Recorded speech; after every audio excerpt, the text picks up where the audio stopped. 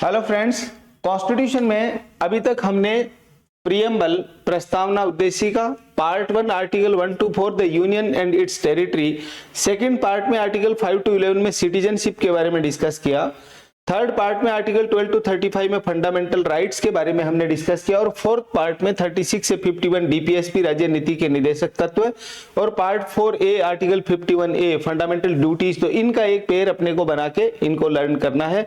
Second pair ये बनाना है part 5 article 52 से 151 द यूनियन संघ, सिक्स्थ पार्ट है 152 से 237 द स्टेट राज्य, और सेवंथ पार्ट रिपील्ड है। ये सेवंथ अमेंडमेंट से 1956 में रिपील हो गया। 238 एक आर्टिकल इसमें हुआ करता था, ये भी एग्जाम में पूछा जाता है, इसका हमें ध्यान रखना है। उसके बाद में एट्थ पार्ट जिसमें अभी हम डिस्कस कर रहे हैं 239 से 242 यूनियन टेरिटरीज संघ राज्य क्षेत्र।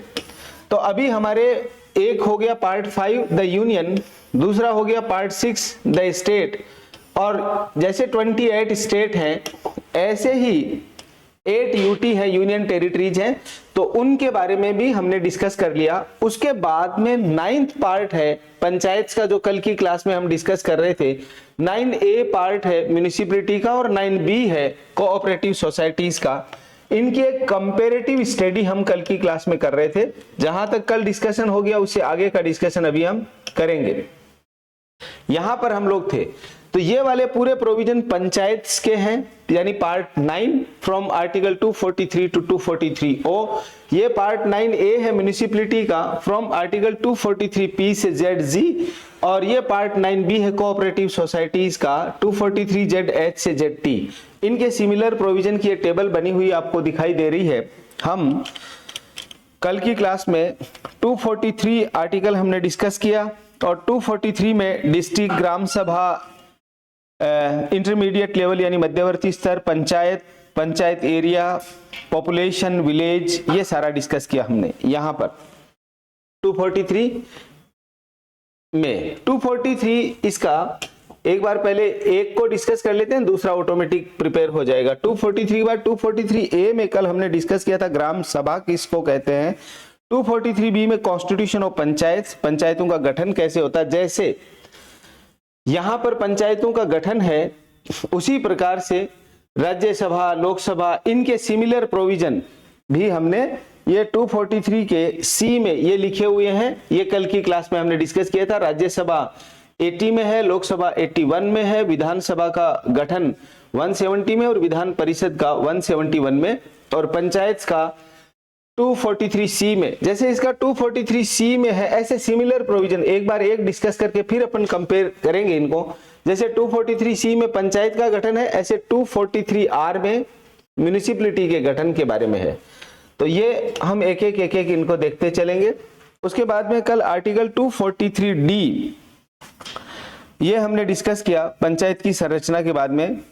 रिजर्वेशन ऑफ सीट्स 243D में ये वुमेन रिजर्वेशन के बारे में दिया हुआ। SC, ST, OBC वुमेन, यानी SC का रिजर्वेशन, फिर SC वुमेन का रिजर्वेशन, ST का रिजर्वेशन, ST वुमेन का रिजर्वेशन, OBC का रिजर्वेशन, OBC वुमेन का रिजर्वेशन और वुमेन।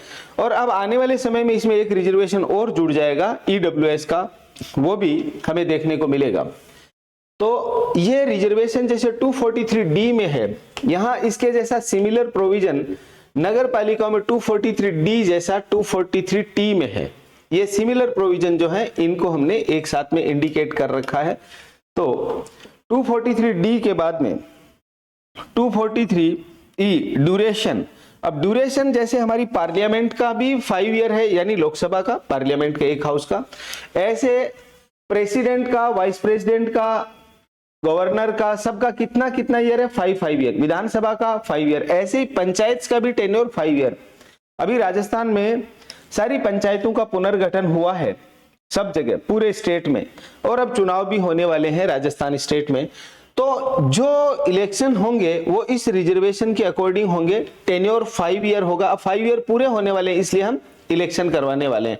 तो 243 ई जैसा प्रोविजन यहाँ पे कहाँ पे है, तो जैसा 243 ई में है ऐसा प्रोविजन म्यूनिसिपैलिटी के बारे में 243 यू में, और ऐसा ही कोऑपरेटिव सोसाइटीज के बारे में 243 जेड टी। ये आपको इजी बना देता है। स्टूडेंट सामान्यतया इन जनरल इनको नहीं पढ़ता है, लेकिन अब जो एग्जाम है, चाहे अभी आपने एआईबी का ही एग्जाम दिया होगा, वो क्वेश्चन पूछते हैं जो आज तक जनरली नहीं पूछे गए हैं। सब चीजें मोस्ट हैं जो हमारे सिलेबस का पार्ट हैं, इसलिए हम सबको इनको ठीक से प्रिपेयर करना है। 243E के बाद में है इसका 243F यानी डिस्क्वालिफिकेशन ऑफ मेंबरशिप। तो ये डिस्क्वालिफिकेशन का ग्राउंड है एफ वाला। एफ में ऐसे कर लो जैसे फेल हो गया है ना, ऐसे इजी तरीके से याद कर लो। फेल हो गया यानी डिस्क्वालीफाई हो गया।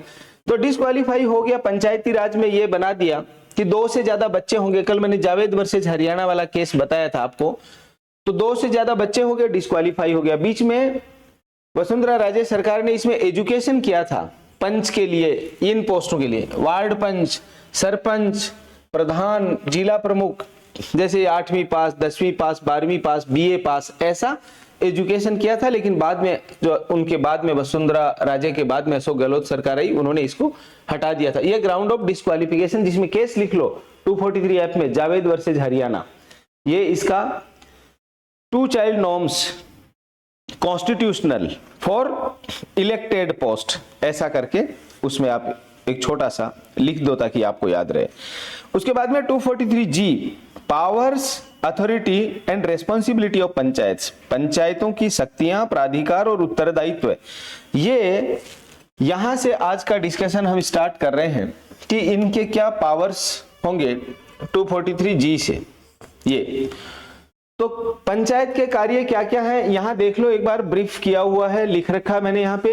एक तो वो इकोनॉमिक डेवलपमेंट करेगी पंचायत अपने गांव का, दूसरा सोशल जस्टिस, सामाजिक न्याय की व्यवस्था करेगी, और इससे रिलेटेड शेड्यूल 11 है जो 73rd अमेंडमेंट के द्वारा 1992 में आया और 24 अप्रैल 1993 से एनफोर्समेंट में आ गया। तो देखो जैसे हमारे कॉन्स्टिट्यूशन के प्रियम्बल में कितने तरह की जस्टिस की बात की गई है। जस्टिस एक छोटा सा शॉर्ट वीडियो भी बना के हमने डाला था, जस्टिस यानी कितने तरह का। चलो एक मिनट रुको, फ्रीडम कितने तरह का है कॉन्स्टिट्यूशन में, इक्वलिटी कितनी तरह की, ये क्वेश्चन पूछे जाते हैं। हाँ, तो 5 type of liberty, 3 type of justice, social, economic, political, ऐसे ही, और इक्वलिटी 2 टाइप ऑफ, है ना, अपॉर्चुनिटी और स्टेटस की। ऐसे 2 चीजें यहां आ गई। हमारा जो जस्टिस है, जस्टिस कौन सा, इकोनॉमिक जस्टिस एंड सोशल, और एक पॉलिटिकल, तो पॉलिटिकल वाला रिजर्वेशन और ये हमने बात की, ठीक है। तो ये दे रखा 243G में पंचायतें काम क्या करेंगी। अब एक बार के लिए आप यहां देखो, शेड्यूल 11 निकालो, शेड्यूल 11 एक बार सभी लोग शेड्यूल 11 देखो कॉन्स्टिट्यूशन का। शेड्यूल 11 में लिस्ट दे रखी है कि पंचायतें ये कार्य करेंगी। ये एग्जाम में, इंटरव्यू में पूछा जाता है। मेरे एक फ्रेंड ईओ थे, उन्होंने उनके इंटरव्यू में पूछ लिया कि ईओ साहब आप बताइए ये म्यूनिसिपैलिटी काम क्या करती है। अब वो कह रहे हैं सारे काम याद थे, एग्जाम में भूल गए, तो इसलिए आप ध्यान रखना, इनको पक्का कर लो। तो 11 शेड्यूल में पंचायत के कितने कार्य दे रखे हैं ना, पूरे देखो, पूरे देखो, 11 शेड्यूल देखना आपको। 29 है ना, मिल गए 29। अब एक बार के लिए देखो, मैं इनको बहुत ब्रीफली पढ़ देता हूं, आप यहीं रहो, अभी इसको चेंज मत करो। तो ये काम करेगा कृषि, जिसके अंतर्गत कृषि विस्तार, agriculture including agriculture extension, land development का मैं थोड़ा ब्रीफ करवा देता हूं, इरिगेशन जो स्मॉल स्केल पे है, डेयरी, फिशरीज, सामाजिक वानिकी, लघु वन यानी माइनर फॉरेस्ट प्रोड्यूस, और लघु उद्योग, स्मॉल स्केल इंडस्ट्रीज, खादी का।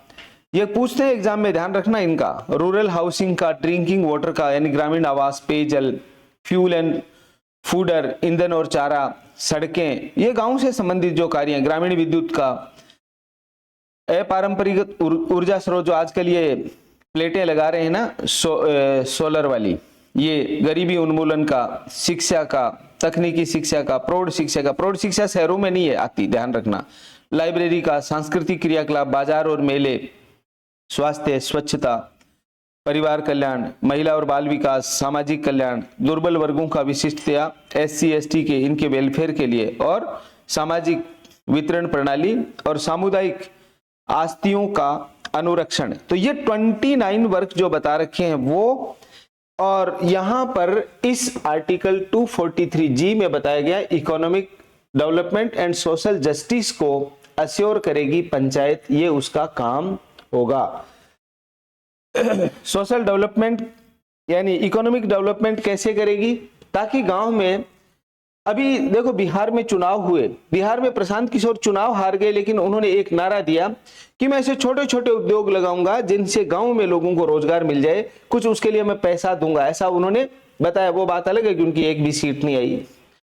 इकोनॉमिक डेवलपमेंट इस तरह से पंचायत उसका तरफ प्रयास करेगा, और ऐसे ही सोशल जस्टिस, सबको सामाजिक न्याय मिले, इसका भी पंचायत को ध्यान रखना है। एक बार देखिए इसको 243G, subject to the provisions of this constitution, the legislature of a state may by law endow the panchayat with such powers and authority as may be necessary to enable them to functions as institutions of self government, and such law may contain provisions for devolution of power and responsibilities upon panchayat at the appropriate level subject to such conditions as may be specified therein with respect to।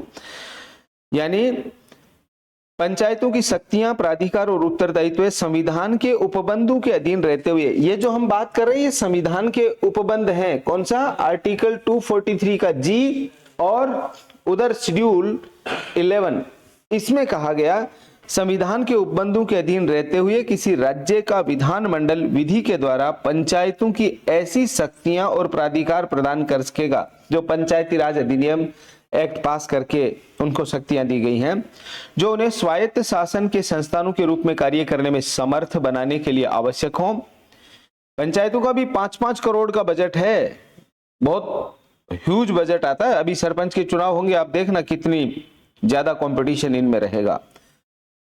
समर्थ बनाने के लिए आवश्यक है। ऐसी विधि में पंचायतों को उपयुक्त स्तर और ऐसी शर्तों के अधीन रहते हुए जिसमें विनिर्दिष्ट की जाए निम्नलिखित शक्तियां और उत्तरदायित्व न्यागत करने के लिए उपबंध करेगा। कौन सा, आर्थिक विकास और सामाजिक न्याय के लिए योजना बनाए। ये पंचायत का काम है कि वो इकोनॉमिक डेवलपमेंट और सोशल जस्टिस के लिए कार्य करे। बी में है आर्थिक विकास, सामाजिक न्याय की ऐसी स्कीमों का जो उन्हें सौंपी जाएं, जिनके अंतर्गत वे स्कीमें भी हैं जो 11वीं अनुसूची में सूचीबद्ध विषय के संबंध में कार्यान्वित हैं। ये मैंने आपको बता दिया। तो ये जो बता रखा है इकोनॉमिक डेवलपमेंट और सोशल जस्टिस, इसके साथ साथ में 11 शेड्यूल में जो काम दिए गए हैं, 29 जो वर्क हमने देखे, उनके लिए उनकी दिशा में आगे बढ़ेगा पंचायत। राज्य की विधानसभा उसके बारे में उनके लिए नियम बनाएगा। इसके बाद में 243H आर्टिकल में प्रोविजन किया गया। 243H में power to impose taxes and funds of panchayat, panchayat के द्वारा अधिरोपित करों की शक्तियां और उनकी निधियां। तो मैंने आपको कल ही बताया था कि पंचायत को यह पावर होता है कि वो टैक्स इम्पोज कर सकती है। अंकित देखो इधर, उसको रखो, टैक्स इम्पोज कर सकती है। मैंने कहा भाई खाटू श्याम जी एक गांव है, सालासर बालाजी एक गांव है, मंडफिया एक गांव है, तो यहां पर वो पंचायत खाटू श्याम जी की, वो सालासर गांव की पंचायत, वो मंडफिया गांव की पंचायत टैक्स लगा सकती है मेले पे, इन सब चीजों पे। तो इनके ये पंचायत को पावर होता है कि किसी राज्य, और ये ध्यान रखना ये नियम सारे कौन बनाएगा, राज्य का विधानमंडल यानी हमारी विधानसभा बना करके पंचायतों के लिए जो शक्तियां देंगी वो इस संविधान के दायरे में रहते हुए देंगी। ऐसे नहीं मनमर्जी से कोई भी पावर, कोई भी शक्तियां दे दी, वो नहीं चलेगा। तो ये एक उनको 243H में देंगे कि भाई आप टैक्स लगा सकते हैं ताकि गांव में रेवेन्यू जनरेट हो जाए, राजस्व प्राप्त हो। किन किन चीजों पे टैक्स लगाएंगे? 243H का क्लोज ए है, authorise a panchayat to levy, collect, appropriate such taxes, duties, toll and fees of accordance with such procedure and subject to such limits। ऐसे कर, शुल्क, पथ कर और फीसें उद्ग्रहित या संग्रहित या विनियोजित करने के लिए किसी पंचायत को ऐसी प्रक्रिया के अनुसार और ऐसे निबंधनों के अधीन रहते हुए प्राधिकृत कर सकेगी। यानी as per law, as per constitutional provision राज्य का विधानमंडल उन पंचायतों को अधिकृत करेगा। बी में दे रखा है, राज्य सरकार के द्वारा उद्ग्रहित और संग्रहित ऐसे कर, शुल्क, पथ कर, फीसें जो पंचायत को ऐसे प्रयोजनों के लिए तथा ऐसी शर्तों और निबंधनों के अधीन रहते हुए समुन्निष्ट कर सकेगा। Assigning to a panchayat such taxes, duties, tolls and fees levied and collected by the state government for such purpose and subject to such conditions and limits। और सी में है, राज्य की संचित निधि में से पंचायतों के लिए ऐसी सहायता अनुदान देने का उपबंध कर सकेगी। कौन? राज्य सरकार। जैसे मैंने अभी आपको कहा पंचायतों का 5 करोड़ का बजट है, तो पैसा कौन देती है? राज्य सरकार देती है। ठीक है। और डी में है, पंचायत के द्वारा या उनकी ओर से क्रम से प्राप्त किए गए सभी धन को जमा करने के लिए ऐसी निधियों का गठन करने और उन निधियों में से ऐसे धनों को निकालने के लिए उपबंध कर सकेगी जो विधि द्वारा विनिर्दिष्ट किया जाए। ऐसा प्रावधान कौन करेगा? राज्य सरकार करेगी। तो हमने 243 जी में देखा पंचायत कार्य क्या करेगी, और 243 एच में देखा पंचायत के द्वारा टैक्स लगाया जाना, उसको कलेक्ट किया जाना, ये सारे प्रोविजन हमने देखे। 243 आई हिंदी में 243 है, constitution of finance commission review financial position, वित्तीय स्थिति का पुनर्विलोकन करने के लिए वित्त आयोग का गठन। किसके बारे में? वैसे तो वित्त आयोग संविधान में, कॉन्स्टिट्यूशन में कहां दे रखा? फाइनेंस कमीशन, वित्त आयोग का गठन करेंगे, ऐसा कॉन्स्टिट्यूशन में कहां दे रखा है? बात कमीशन की है ना, वित्त आयोग की। करो करो, याद करो फटाफट। हाँ हाँ, आप याद करो, वित्त आयोग किस में है? मैंने वित्त आयोग का आपको स्पेसिफिक क्वेश्चन पूछा है, बताइए। हाँ जी, फाइनेंस कमीशन। बिना उसमें बुक में देखे ऐसे याद हो, उस हिसाब से बताइए आप।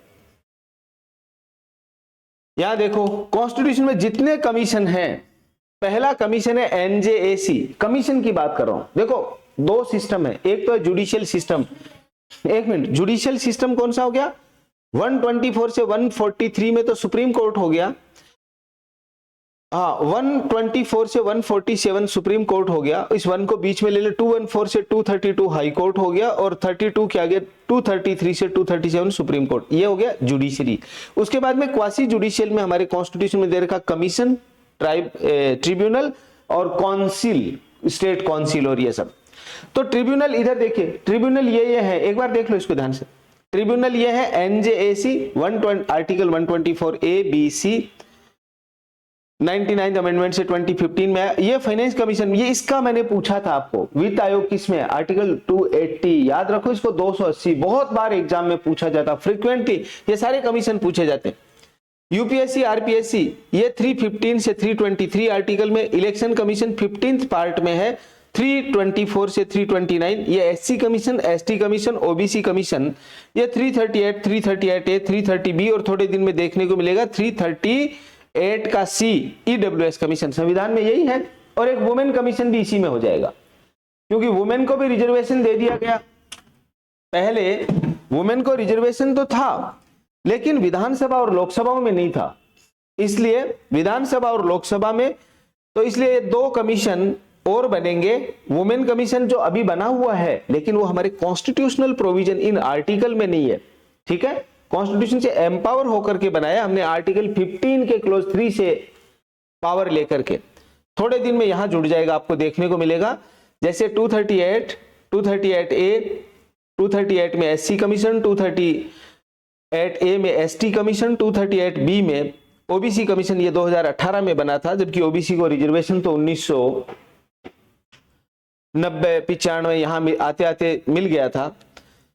ऐसे ही ईडब्ल्यूएस का जो 2018 में रिजर्वेशन मिला है, ऐसे इसका कमीशन भी ईडब्ल्यूएस का देखने को मिलेगा, और वुमेन का भी देखने को हमें मिलेगा। तो ये कमीशन है, ये ट्रिब्यूनल्स हैं, और ये हमारी प्योर जुडिशरी है। इनको हमेशा ध्यान में रखना है।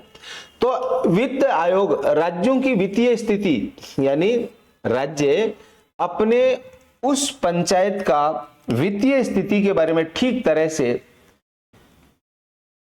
कार्य करे, उसके लिए एक वित्त आयोग का गठन करेगा जो सुझाव देगा कि इस गांव के लिए, इस पंचायत के लिए हम क्या अच्छा कर सकते हैं कि ये आर्थिक दृष्टि से सुदृढ़ हो जाए।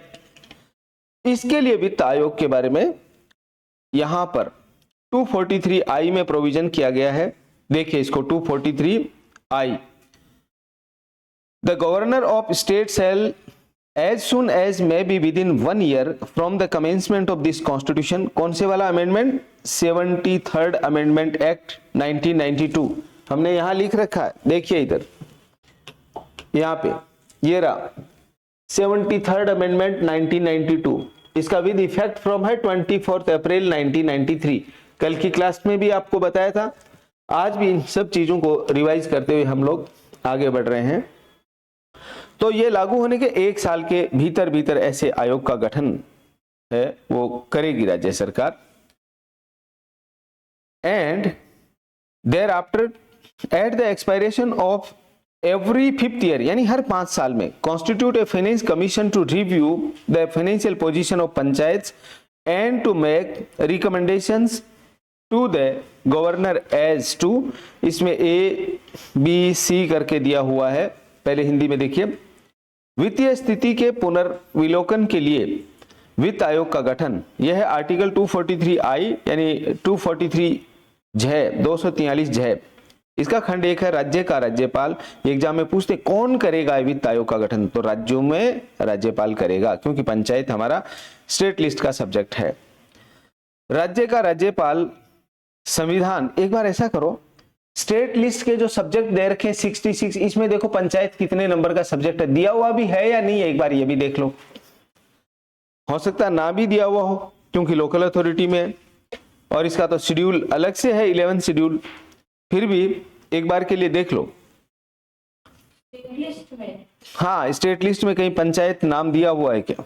11 शेड्यूल में, हाँ, शेड्यूल 11 नहीं होगा, शेड्यूल 7 शेड्यूल का स्टेट और कॉन्करेंट लिस्ट एक बार दोनों देख लो आप। पहले स्टेट लिस्ट देखना, आफ्टर दैट कॉन्करेंट लिस्ट देखना।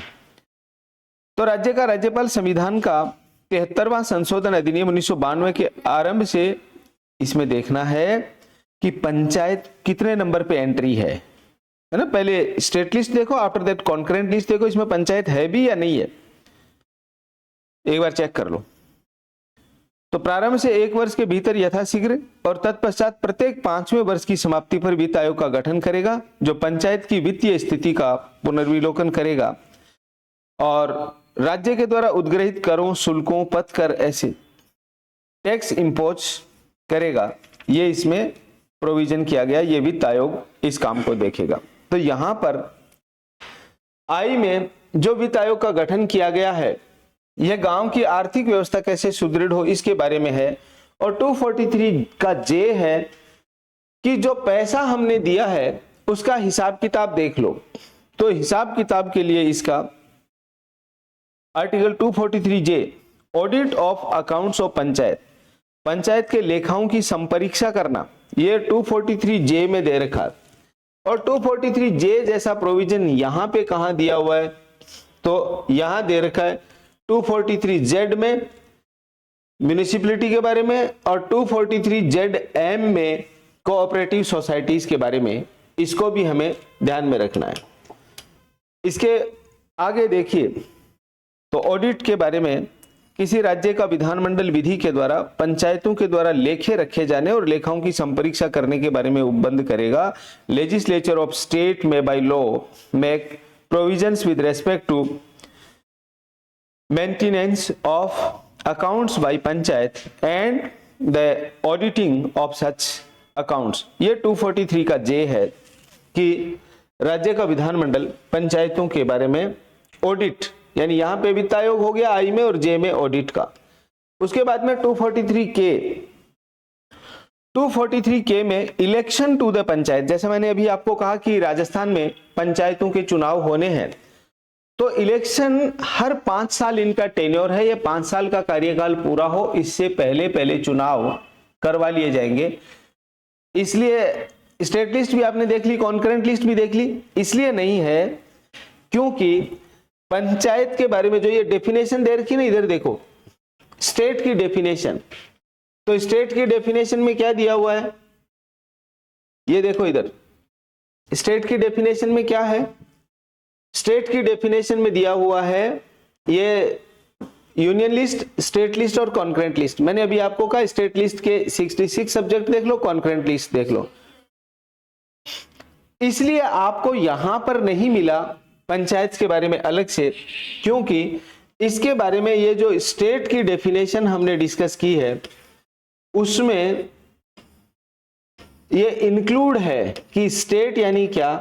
तो स्टेट यानी यहां पर हमारे government of India and parliament, state government, state legislature, local authority और अदर अथॉरिटी। ये देखो ये स्टेट की डेफिनेशन है। ये क्या दे रखा, गवर्नमेंट ऑफ इंडिया, इधर देखिए, and parliament, government of state and state legislature, local authority में पंचायत और म्युनिसिपैलिटी दोनों आ जाती है, इसलिए उसको स्टेट लिस्ट में 7 शेड्यूल के और कॉन्करेंट लिस्ट में नहीं दे करके इसका पूरा सेपरेट शेड्यूल बना दिया, शेड्यूल 11। वो पूरा पंचायत का ही है, पंचायत के बारे में है। और यहाँ 12 में डेफिनेशन में है भाई स्टेट, तो लोकल अथॉरिटी में पंचायत और म्युनिसिपैलिटी दोनों आ जाएंगी, ठीक है, इसलिए नहीं दिया हुआ। तो ये इसका स्टेट के बारे में और पंचायतों का अकाउंट्स, इनका ऑडिट, ये सारी चीजें अभी हमने देखी। इसके बाद में 243 के देखिएगा, 243 के में प्रोविजन किया गया है इलेक्शन टू द पंचायत। तो ये मैंने आपको बता दिया, पंचायतों के लिए इलेक्शन कराने का काम राज्य विधानमंडल विधि बनाएगा, उसके अनुसार राज्य निर्वाचन आयुक्त ये उनका काम होगा। और वो नीचे के लेवल पे जैसे तहसील है तो तहसील में एसडीएम, जिला है तो जिले के कलेक्टर, ये इनके इलेक्शन कमीशन के तौर पे काम करेंगे। और स्टेट का एक इलेक्शन कमीशन जो इलेक्शन कंडक्ट कराएगा, 5 साल का कार्यकाल हो, उससे पहले पहले चुनाव करा लिए जाएंगे। जैसे अभी राजस्थान में पंचायतों के चुनाव होने हैं, आप में से जिनको भी पंच, सरपंच, प्रधान या जिला प्रमुख बनना है वो अभी से अपनी तैयारी चालू कर दो। पंचायतें गठन तो पंचायतों का कर दिया है। पंचायतों का गठन यहां कौन से आर्टिकल में दे रखा, अगर आपको एग्जामिनर पूछे तो बता सकते हो क्या, किसमें है? हाँ, ये इसलिए बता दो कि यहाँ पे ये राज्यसभा का गठन, ये लोकसभा का, ये विधानसभा, ये विधान परिषद। तो ऐसे 243C में स्टेट ऑफ राजस्थान में सारी पंचायतों का गठन हो गया। पहले मेरी पंचायत जिन, हाँ कंपोजिशन ऐसा याद कर लो, या कॉन्स्टिट्यूशन ऑफ पंचायत ऐसे याद कर लो। मेरी पंचायत पहले जिन गांवों को मिलके बनती थी, अब वो गांव उसमें नहीं है, बदल गए, दूसरे गांव आ गए। कहीं पे हमारी एक ही पंचायत समिति लगती थी, ये प्रधान वाले चुनाव को लेकर के। अब 2 कस्बे थे, फतेहपुर शेखावाटी और रामगढ़ शेखावाटी।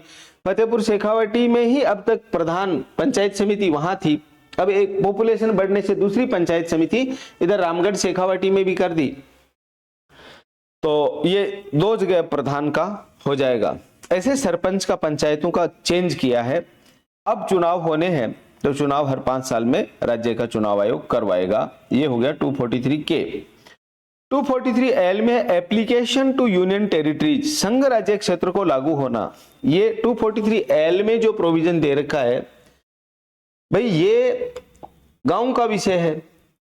और यूनियन टेरिटरी सामान्यतः शहरी क्षेत्र होता है, कुछ टापू भी होते हैं जैसे अंडमान निकोबार आइलैंड, दमन दीव, दादर नागर हवेली, ऐसे। तो ये इसमें कहा गया पंचायतों के बारे में जो प्रावधान है ये स्टेट पे तो लागू होगा ही होगा, यूनियन टेरिटरी पे भी लागू होना चाहिए।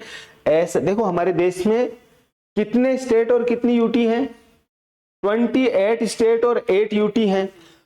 तो ये कह रहा है स्टेट पे तो लागू हो रहे हैं, लेकिन 243L आर्टिकल है वो कहता है स्टेट के साथ साथ में यूनियन टेरिटरी पे भी इसके प्रावधान लागू होंगे। अब देखो 243L जैसा प्रोविजन यहां कहां किया गया है, 243ZB में भी है और 243ZS में भी है। ये टेबल आपके लिए बहुत यूजफुल है। आपने एक पार्ट पढ़ लिया, दूसरा आपका ऑटोमेटिक प्रिपेयर हो जाएगा और तीसरा भी प्रिपेयर हो जाएगा। और मोस्टली क्वेश्चन इन्हीं में से पूछे जाते हैं। भाई ये सिमिलर प्रोविजन है, इनको अभी अपन कंपैरिजन देखेंगे, इनका देखिएगा। तो 243L में क्या है कि ये पंचायत से रिलेटेड प्रोविजन है, ये यूनियन टेरिटरीज में भी लागू होंगे। जैसे 28 राज्य हैं उन्हीं की तरह 8 केंद्र शासित प्रदेश हैं उनमें भी लागू होगा। इसमें दे रखा आर्टिकल 239। देखो ये आर्टिकल 239 से यूनियन टेरिटरी का स्टार्ट होता है प्रोविजन यूनियन टेरिटरी का। यहां पे मैं आपको शो कर देता हूं, ये रहा पार्ट 7, ये तो 239 आर्टिकल लिखा हुआ, 239 से यूनियन टेरिटरी स्टार्ट होता है।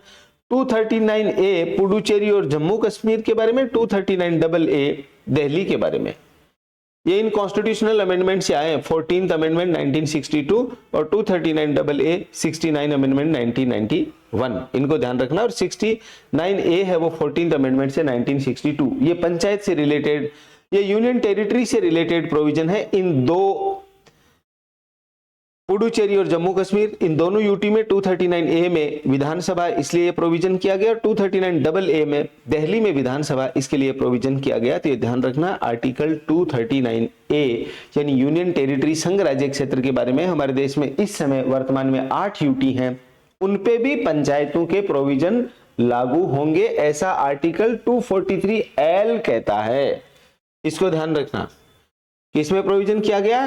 243 के एल में प्रोविजन किया गया है। यहां पर ये देखिए 243L, ये कहता है पंचायतों से रिलेटेड प्रोविजन है अंडर आर्टिकल 239 यूटी पे भी लागू होंगे, जैसे एट स्टेट पे लागू होते हैं उसी तरह से यूटी पे। उसके बाद में 243M part not to apply to certain areas, इस भाग के प्रावधान कुछ भागों पे लागू नहीं होंगे। देखो यहां तो था यूटी पे भी लागू होगा एल में, और एम में है कुछ भागों पे लागू नहीं होंगे। कहां लागू नहीं होंगे? जहां ट्राइबल एरिया, हिली एरिया, जहां पे हमने हिल काउंसिल बना दी या ट्राइबल काउंसिल बना दी, तो वहां पे लागू नहीं होंगे। ये एग्जाम में पूछा जाता है बहुत बार। तो इसमें स्पष्ट है कि आर्टिकल 244 जो SC/ST एरिया से रिलेटेड है, इन पे लागू नहीं होंगे, यानी जनजातीय क्षेत्रों पे लागू नहीं होंगे। जैसे नागालैंड, मेघालय, मिजोरम, मणिपुर, इन पे लागू नहीं होंगे। पश्चिम बंगाल के दार्जिलिंग, यहां पे लागू नहीं होंगे। दार्जिलिंग गोरखा पर्वतीय परिषद यहां पर, और अरुणाचल प्रदेश, यानी हमारा जो टिपिकल ट्राइब्स है वहां पर ये लागू नहीं होंगे। ये प्रावधान किया गया है आर्टिकल 243M में। कहने का मतलब है ट्राइबल एरिया जहां पे IPC, CRPC एविडेंस के प्रोविजन भी लागू नहीं होते, क्योंकि वहां की सिचुएशन के अकॉर्डिंग वहां की राज्य सरकार लागू करती है। ऐसी सेम चीज पंचायतों के बारे में। हम लोग इधर नागालैंड गए, अरुणाचल गए, मेघालय इधर गए, तो वहां उनके हिसाब से एक बार कोई एक विवाद हो गया किसी बात को लेके, तो एक व्यक्ति आया, उसने कहा मैं हिल काउंसिल का यहाँ का इस एरिया का चेयरमैन हूं। मैंने लगा यार पता नहीं कौन हिल काउंसिल। अब अपने कोई कहता मैं पंच हूं, सरपंच हूं, प्रधान हूं, तो अपन समझ जाते। और वो बाकी के सारे नागा थे, एकदम अटेंशन में आ गए हिल काउंसिल वाला आते ही। तो आज बाद में पता चला कि यहाँ हिल काउंसिल ही सब कुछ है। जैसे हमारे लिए पंचायत का सरपंच या प्रधान ये हमारा प्रतिनिधित्व करते हैं, ऐसे उनका प्रतिनिधित्व ये हिल काउंसिल वाले करते हैं। तो इन जगह पे पंचायत लागू नहीं होकर के उनके अपने जो प्रोविजंस दे रखे हैं 243M में, उनके हिल काउंसिल ये लागू होंगे, इनके प्रोविजन लागू होंगे उनके कस्टम के अकॉर्डिंग। ये ध्यान रहे, वो भी अपने ऐसे ही होते हैं जैसे कोई समाज का प्रतिष्ठित आदमी है, सर्वमान्य व्यक्ति है, उनके भी अपना चुनाव की एक पद्धति है, उनके अनुसार उनपे ये थोपा नहीं जाएगा पंचायत। लेकिन वो भी इसी प्रकार का एक प्रतिनिधि होता है, उनका प्रतिनिधित्व करता है। 243N continuance of existing law and panchayat, विद्यमान विधियों और पंचायतों का बना रहना, यानी वर्तमान विधि और पंचायतों का बना रहना। तो ये बात करता है इसकी आर्टिकल 243M, ये किसकी बात करता है? यहां देखिए, ये बात करता है 73rd अमेंडमेंट 1992 की, जिसका इफेक्ट हुआ 24 अप्रैल 1993 से। इस 24 अप्रैल को हम पंचायती राज दिवस के रूप में मनाते हैं। तो ये इस बात को कहता है कि जो ये प्रोविजन है, इसके लागू होने से जो पहले से प्रोविजन है पंचायत के बारे में, वो एज सच बने रहेंगे, एज सच बने रहेंगे।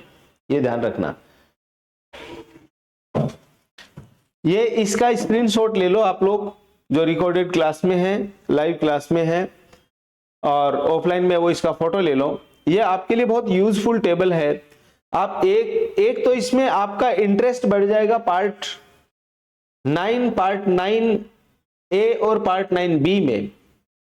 वरना स्टूडेंट इनको देखता नहीं और अब एग्जाम में क्वेश्चन इनमें से भर भर के क्वेश्चन पूछे जाते हैं, ये ध्यान रखना, ठीक है। तो इनके जैसे सिमिलर प्रोविजन कौन से हैं जिसको लिंकिंग मेथड कहा जाता है, वो इसमें यूज किया गया है। उसके जैसा सिमिलर प्रोविजन जो पार्ट 9 में दे रखा है, ऐसा 9A में है तो यहाँ डॉट डॉट से उसके सामने लिख दिया। सेम ऐसा ही सिमिलर प्रोविजन जैसा पार्ट 9A और पार्ट 9B में, ऐसा पार्ट 9 और पार्ट 9A में, ऐसा पार्ट 9B में भी ऐसा कोई प्रोविजन है तो उसको भी यहाँ पे लिख दिया। कोऑपरेटिव सोसाइटीज के रिगार्डिंग, ये पंचायत के रिगार्डिंग है, और ये म्यूनिसिपलिटी, तो पंचायत, म्यूनिसिपलिटी, कोऑपरेटिव सोसाइटीज, इसको ध्यान में रखना है। तो ये कहां लागू होगी, कहां लागू नहीं होगी, ये भी हमने देखा 243M। इसके बाद में 243N, continuance of existing law and panchayat, यानी ये कंटिन्यू बनी रहेगी, ये हमने अभी देखा 243N में। इसके बाद में 243O, bar to interference by court in electoral matters, निर्वाचन संबंधी मामलों में न्यायालय के हस्तक्षेप का वर्जन, ये हर जगह लागू होता है।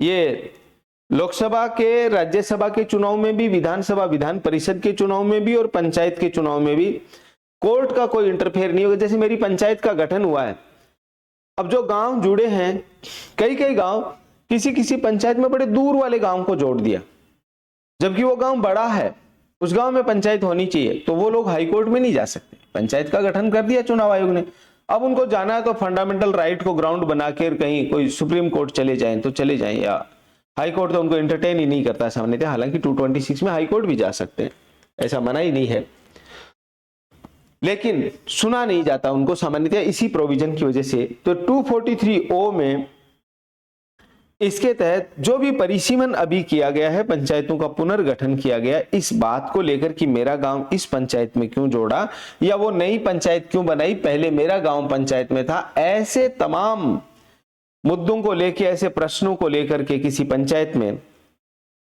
पंचायत के विषय को लेकर के कोर्ट में नहीं जाया जाएगा। 243O इसमें यह प्रोविजन किया गया। यहाँ 243O जैसा प्रोविजन यहाँ 243ZG में किया गया। तो ये 243N के बाद O, 243N में दे रखा कि ये कंटिन्यू बने रहेंगे, और O में दिया हुआ है कि निर्वाचन के मामलों में कोई भी परिसीमन हुआ, डिलिमिटेशन हुआ, इनको लेकर कोर्ट में किसी प्रकार का प्रश्न नहीं उठाया जाएगा निर्वाचन से संबंधित प्रश्नों पे। तो एक बार इसको ध्यान से देख लो, हमने पार्ट 9 में पंचायत से रिलेटेड प्रोविजन डिस्कस किए 243 से लेकर 243O में। 243 में हमने डिस्कस किया डेफिनेशन इस नाम से, जिसमें डिस्ट्रिक्ट यानी जिला, ग्राम सभा, इंटरमीडिएट लेवल, मध्यवर्ती स्तर जिसको हम प्रधान कहते हैं, panchayat, panchayat area, population, village, इसके बारे में। 243A में यहाँ ग्राम सभा के बारे में, 243B में कॉन्स्टिट्यूशन ऑफ पंचायत, ये वाला 243B में कॉन्स्टिट्यूशन, पंचायतों का गठन और कंपोजिशन ऑफ पंचायत, ये 243C में ऐसे कंपोजिशन ऑफ लोकसभा, राज्यसभा, विधानसभा, विधान परिषद, तो दोनों को ध्यान रखना, इनको मिक्स नहीं करना। 243B में कॉन्स्टिट्यूशन ऑफ पंचायत है और 243C में कंपोजिशन ऑफ पंचायत के बारे में हमने डिस्कस किया।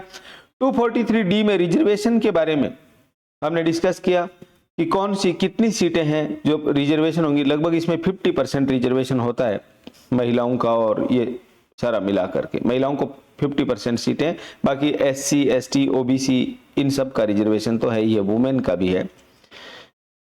इसके बाद 243E में ड्यूरेशन ऑफ पंचायत तो 5 साल का होगा। डिस्क्वालिफिकेशन ऑफ मेंबर्स, किसी के 2 से ज्यादा बच्चे हैं तो उनको डिस्क्वालीफाई कर दिया जाएगा, ये 243F में हमने देखा। 243G में पावर्स, अथॉरिटी और रेस्पॉन्सिबिलिटीज ऑफ पंचायतों की शक्तियां, प्राधिकार, कार्य क्या होंगे। तो पंचायत हैं वो इकोनॉमिक डेवलपमेंट और सोशल जस्टिस के साथ साथ पार्ट 11 में जो 29 सब्जेक्ट बता रखे हैं उसके बारे में कार्य करेंगी। ये पंचायतों के कार्य, अधिकार और शक्तियां हो जाएंगे। 243I में कॉन्स्टिट्यूशन ऑफ फाइनेंस कमीशन, वित्त आयोग जो 280 में है, यहाँ पंचायत के बारे में, पंचायत के आर्थिक विकास के लिए, गांव के आर्थिक विकास के लिए उस पंचायत से संबंधित आयोग का गठन करना। और 243 जे में ऑडिट, अब हमने हिसाब कर दिया, पंचायतों का गठन कर दिया तो उनका हिसाब किताब भी रखना। 243 के में है इलेक्शन टू पंचायत, 5 साल में पंचायत का चुनाव करवाना। 243 एल में है एप्लीकेशन टू यूनियन टेरिटरी, संघ राज्य क्षेत्र को भी पंचायत वाले प्रावधान लागू होंगे। और 243 एम में है कि ये कहां लागू नहीं होगी, जो ट्राइबल एरिया नागालैंड, मिजोरम, इधर लागू नहीं होगी, दार्जिलिंग हिल काउंसिल और इधर लागू नहीं होगी, इधर अरुणाचल और यहाँ पे। और 243 एन में ये प्रोविजन कॉन्स्टिट्यूशन में होते हुए ये कंटिन्यू, नया जो संविधान संशोधन आया था 73वां 73rd अमेंडमेंट, उसके बावजूद ये प्रावधान रहेंगे। और 243 ओ में इन पंचायतों के परिसीमन या डिलिमिटेशन से रिलेटेड कोई डिस्प्यूट है तो कोर्ट में नहीं जाया जाएगा। तो ये हमने पंचायत से रिलेटेड प्रोविजन 243 से 243 ओ तक हैं, इनको डिटेल में डिस्कस किया। आपको ये वीडियो, ये म्युनिसिपैलिटी वाला कल करेंगे, और कल इसका कंपैरिजन टेबल पार्ट 9 पंचायत के बारे में 243 से 243 ओ, और पार्ट 9A 243 पी से ZG, और पार्ट 9B 243 ZH से ZT, ये आगे का डिस्कशन कल की क्लास में करेंगे। आपको आज का वीडियो कैसा लगा कमेंट करके बताइएगा, और आपको वीडियो पसंद आया हो तो इसको ज्यादा से ज्यादा लाइक करें, शेयर करें, और चैनल को सब्सक्राइब करके बेल आइकन बटन दबाएं, ताकि आपको इस तरह के लीगल से रिलेटेड जितने भी टॉपिक्स हैं उनको हम डिस्कस करके हमारे YouTube चैनल पे आपको उपलब्ध करवाएंगे। नमस्कार।